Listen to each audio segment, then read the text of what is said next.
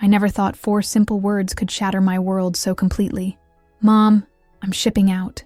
My son Jake stood in our kitchen doorway, his army uniform crisp and new, his face trying so hard to look brave. But I could see it, that flicker of fear in his eyes that he thought he was hiding so well.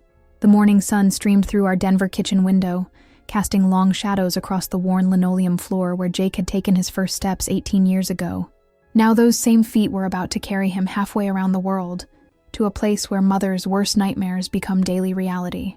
"Afghanistan," he said quietly, setting his deployment papers on the counter between us like a wall. 6 months, maybe more. My coffee mug trembled in my hands. 6 months. The words echoed in my mind as I watched my boy, my baby, standing there looking every inch the soldier he'd trained to become. But all I could see was the 5-year-old who used to hide behind my legs when strangers talked to him, the 10-year-old who cried when his goldfish died, the 16-year-old who still asked me to check for monsters under his bed after watching scary movies. "Please don't go," I whispered, the words tumbling out before I could stop them. The moment they left my lips, I saw something break in his expression. Jake had always been my responsible one, the child who worried more about others than himself, and now I'd just made his impossible choice even harder. He crossed the kitchen in 2 quick strides and wrapped his arms around me. At 6'2", he towered over my small frame, but in that moment, he felt like my little boy again. "I have to, Mom. It's what I signed up for." Outside, Denver's October wind rattled the windows of our modest 2-story home. The same house where I'd raised Jake and his younger sister Emma as a single mother after their father walked out when Jake was 12. The same house where we'd celebrated every birthday, weathered every storm, and built a life from the pieces of our broken family. "Your sister doesn't know yet," I managed to say, pulling back to look at his face. "I'll tell her tonight. She's strong, Mom. We both learned from the best." His smile was gentle but strained. I knew he was trying to comfort me, and it broke my heart that even now, facing deployment, he was more worried about taking care of us than himself. The rest of that day passed in a blur of preparations and unspoken fears.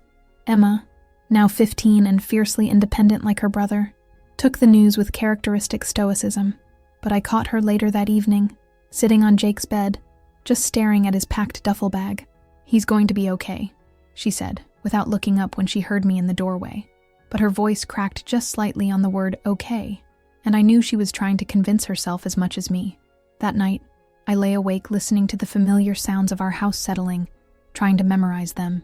Soon, Jake's footsteps wouldn't be padding down the hallway to grab late-night snacks. His laughter wouldn't echo from the living room during his video game sessions with friends. The house would feel emptier, quieter, more fragile somehow. 3 days before his departure, we had what I now realize was our last normal family dinner. Emma had made Jake's favorite, spaghetti and meatballs, burning them only slightly. We sat around our scratched wooden table, the same one where we'd done homework, played board games, and shared countless meals. Jake told us stories about basic training, carefully editing out anything that might worry us. Emma rolled her eyes at his more ridiculous anecdotes, but I could see her filing away every word, every gesture, every smile. "Promise me you'll call," I said as we cleaned up the dishes. "Every chance I get," he replied, but we both knew that chances might be few and far between. The day Jake left, Denver International Airport felt like the most brutal place on earth. Families clustered around soldiers, some crying openly, others maintaining brave faces that fooled no one. The departure gate buzzed with nervous energy and whispered prayers. Jake looked so official in his full combat gear, his backpack loaded with everything the Army deemed necessary for survival in a war zone. But tucked inside, I knew, was the small photo of our family from last Christmas. The 3 of us squeezed together on our old couch, laughing at something Emma had said. I'd slipped it into his bag the night before, along with a letter I'd stayed up until 3 a.m. writing and rewriting. "Take care of Mom," he whispered to Emma as they hugged goodbye. She nodded fiercely, her arms wrapped around his neck like she might never let go. When it was my turn, I held him as tight as I could without embarrassing him in front of his fellow soldiers. "I love you," I said into his ear. "Come home to us. I love you too, Mom. And I will." The next 6 weeks were the longest of my life. Jake called when he could, brief conversations filled with reassurances about his safety and questions about home. He told us about the desert heat, the strange food, and his buddies in his unit, but he never talked about the dangerous parts, the missions, the constant threat that hung over every day. Emma threw herself into school with renewed intensity, maintaining perfect grades as if academic excellence could somehow protect her brother. I worked double shifts at the hospital, where I'd been a nurse for 12 years, keeping my hands busy and my mind occupied. But at night, alone in my room, I allowed myself to worry. Then came the call that changed everything. It was 2:47 a.m. on a Tuesday in December when my phone rang. The caller ID showed a number I didn't recognize, but my heart knew before my mind did. No one calls at 2:47 a.m. with good news. Mrs. Paula Mitchell? The voice was military crisp and carefully controlled. Yes, I whispered, sitting up in bed, every muscle in my body suddenly rigid. This is Captain Rodriguez from Fort Carson. Ma'am, I need to inform you that your son, Private First Class Jake Mitchell, has been injured in an IED explosion. The world tilted sideways. IED, improvised explosive device. Words I'd heard on the news suddenly became personal, real, devastating. How bad? My voice sounded strange to my own ears, distant and hollow. He's stable, ma'am, but he's suffered significant injuries to his right leg and some internal trauma. He's being airlifted to Landstuhl Regional Medical Center in Germany for surgery. Germany. My son was broken and alone in Germany, and I was thousands of miles away in Denver, completely helpless. Will he... I couldn't finish the question. He's conscious and asking for you, ma'am. The doctors are optimistic about his recovery, but it's going to be a long road. After the captain hung up, I sat in my dark bedroom for what felt like hours, letting the reality wash over me. Then I did what I'd always done in crisis. I started making lists. Flight to Germany, time off from work, someone to stay with Emma, insurance paperwork, practical steps to keep the panic at bay. By dawn, I had everything arranged. My sister would come stay with Emma. My supervisor had approved emergency leave, and I had a ticket on the next flight to Frankfurt. Bring him home, Mom, Emma said as she hugged me goodbye at the airport. Her voice was steady, but her hands shook against my back. The 14-hour flight to Germany was torture. I stared out the airplane window at clouds and ocean, my mind racing with worst-case scenarios and desperate prayers. The Jake I'd said goodbye to 6 weeks ago had been whole, healthy, invincible in the way only young men can feel. Now he was lying in a hospital bed, broken and in pain, needing me in a way he hadn't since he was small.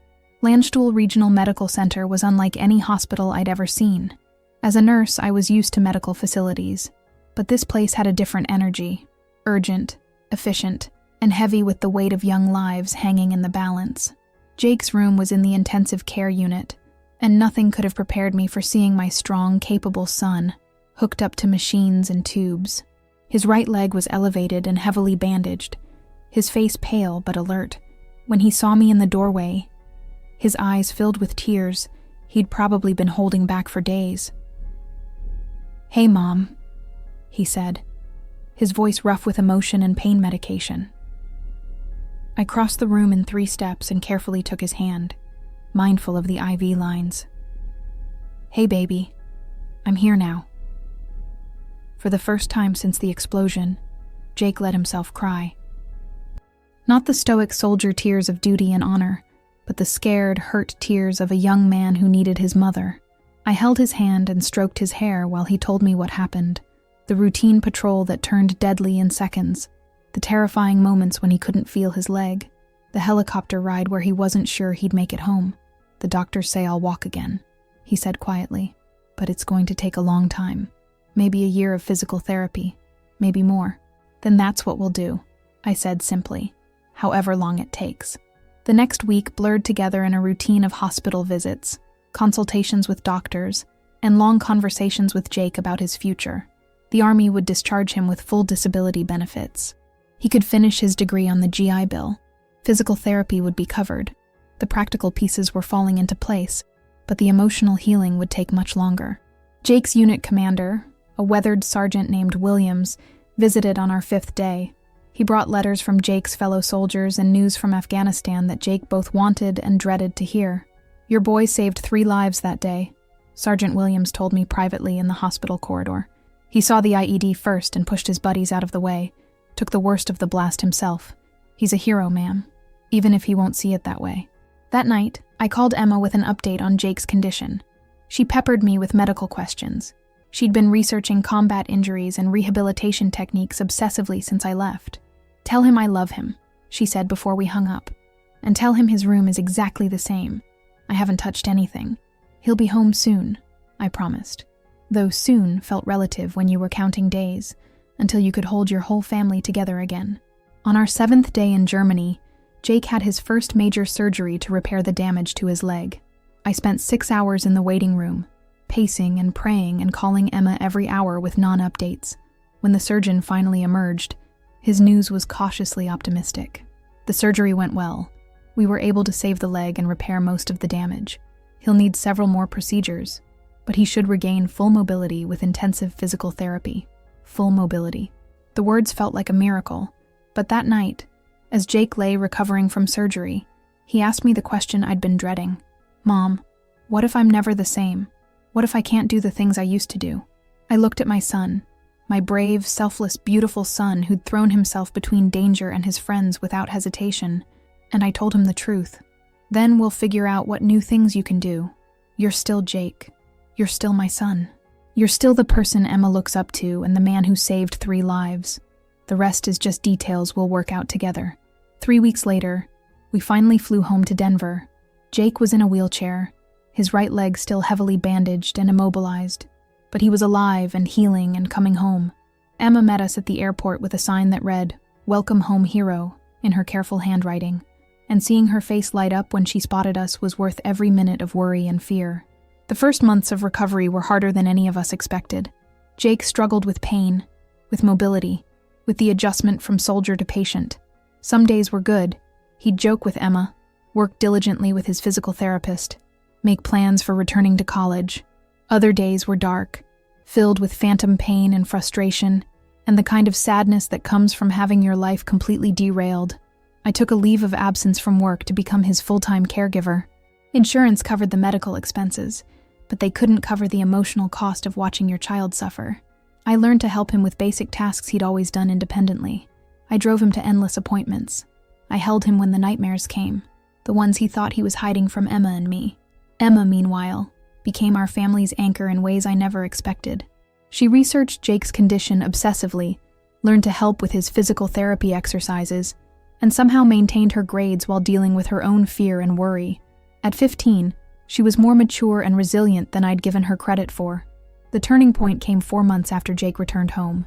He'd been working with a physical therapist named Marcus, a former Marine who'd lost his own leg in Iraq, and understood Jake's struggle in ways the rest of us couldn't.